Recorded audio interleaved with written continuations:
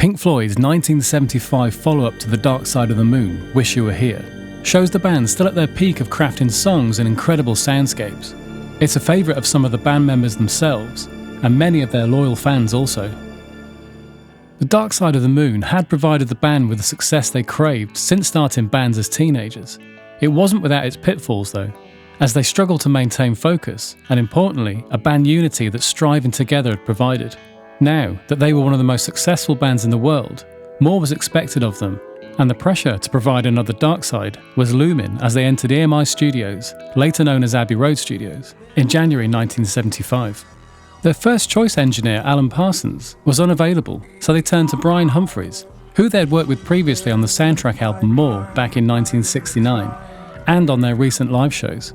The first session at Abbey Road followed a schedule that saw the band start at 2:30 in the afternoon and leaving late into the night.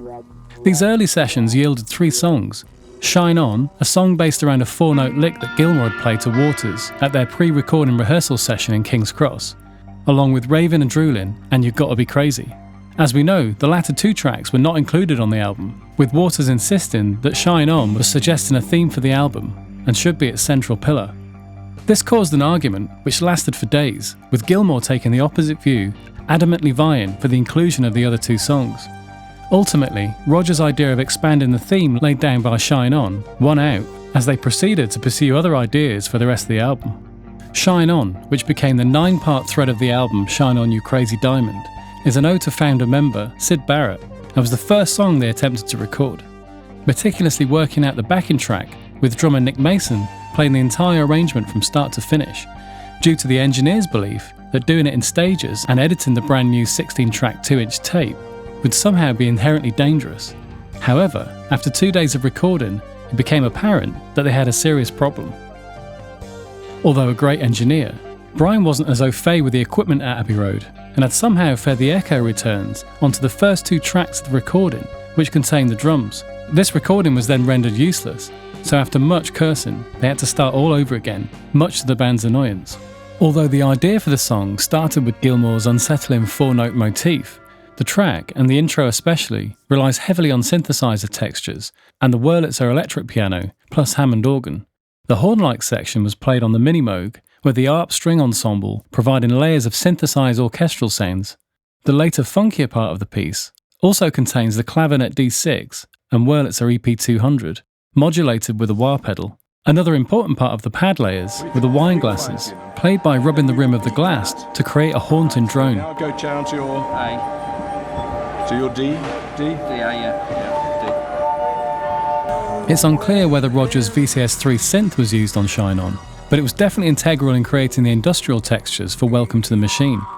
Have a Cigar features the same synth lineup as Shine On, but the most notable aspect of the song is that the lead vocal isn't sung by one of the band members, but is in fact performed by their friend at the time, Roy Harper.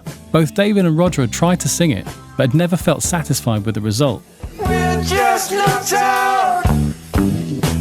What heard about the sellout? You gotta get now, not you owe it to the people. We're so happy we can hardly count.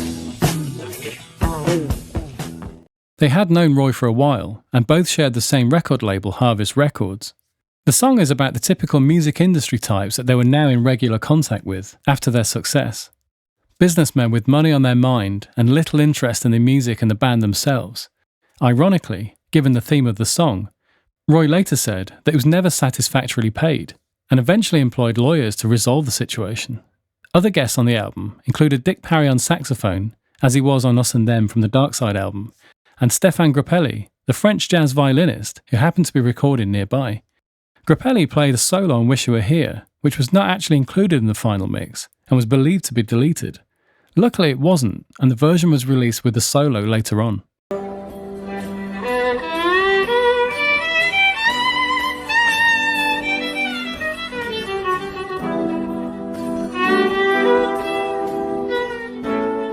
The iconic intro to Wish You Were Here was played by Gilmour on his Martin D35, with a Martin D12 28 12-string guitar also used in the song. Apparently the radio dial tuning bit in the intro was recorded by Gilmour, and the cough you hear was actually unintentional. They left it in, but after hearing it, he decided it was time to give up smoking. His main electric guitar for the sessions was his black Strat. This was a 1969 older body model with a 1963 rosewood neck and 71 pickups. He also used the Fender 100 twin neck pedal steel. These were then fed into the Hiwatt DR103 100-watt heads into a WEM Super Starfinder 200 cabinet.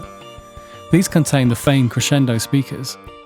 He also used the Fender Dual Showman 100-watt amp and Leslie 147 rotating speaker cabinet. To create a sense of size and ambience, they used the larger studio space in Studio 2 and placed distant room mics along with the close mics. His effects for the album included the Dallas Arbiter Fuzz Face, the Color Sound Power Boost, the MXR Phase 90 and the Binson Echo Rec 2. It's likely there were a few Echo Recs around, as they were also used for synthesizers. It's long been known that Gilmour also played some bass on Pink Floyd recordings, despite Roger being the band's official bassist, but it does appear that he played bass on the entire album, except where he played the VCS3 bass drone on Welcome to the Machine. Roger's preferred bass at the time was a black Fender Precision with a maple neck into a Hiwatt Custom 100 DR103 with WEM Super Starfinder 4x12 200 cabinets. As the band were finishing off the overdubs, including the vocals for Shine On You Crazy Diamond, they were joined in the control room by a strange 18-stone guy with shaved head and eyebrows, and it took them quite a while to recognise him. It was in fact the song's apparent lyrical subject, Syd Barrett. They hadn't seen Syd for many years, and the difference in appearance was stark and upsetting, mainly for Roger and David, who'd known Syd since childhood. And here he was, a once charismatic frontman, completely transformed by years of excessive psychedelic drug use. He left after this session, and the band never saw him alive ever again, apart from when Waters briefly saw him buying sweets in Harrods a few years later. With everything wrapped up by the end of July, the album was released in September the same year, and to a somewhat lukewarm reception from the critics. The band were ready for this reaction though, as they'd refused to do any press, and even instructing their PR guy Gary Stromberg to say no to everything, no matter what.